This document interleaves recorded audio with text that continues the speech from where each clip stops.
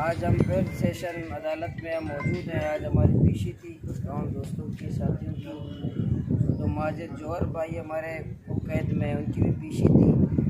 हमने शुरू से हमारा जो मौक़िफ़ था यही था कि हम तो पुरअमन जमहूरी लोग हैं, आइन और क़ानून को मानते हैं। जो हम पर इल्ज़ामात हैं, जाली मुकदमात हम पे बनाए गए हैं, उनका इंशाअल्लाह हम मुकाबला कर रहे हैं। हमारे वकला, हमारे ज़िम्मेदारान, हम अदालती महाज पर भी, सियासी महाज पर भी इंशाअल्लाह इनका मुकाबला करेंगे और साबित करेंगे कि जितने मुकदमात हम पर बनाए गए हैं ये जाली हैं, बेबुनियाद हैं, बदनीयती पर मबनी हैं, सियासी इंतकाम है। और उनको इंशाअल्लाह हम हमारे वकला मेहनत कर रहे हैं और साबित करेंगे इंशाअल्लाह। बाद जो हमारी सियासी सरगर्मियाँ हैं वो भी जारी रहेंगी। मैं मुतालबा करता हूँ हुकूमत से कि जो माजिद जौहर है, अब तक कैद है, उनको रिहा किया जाए, उनके ऊपर बुनियादी इल्ज़ामात हैं वापस लिए जाएँ। जितने जाली मुकदमात हैं हम अदालती माज पर भी और उनकी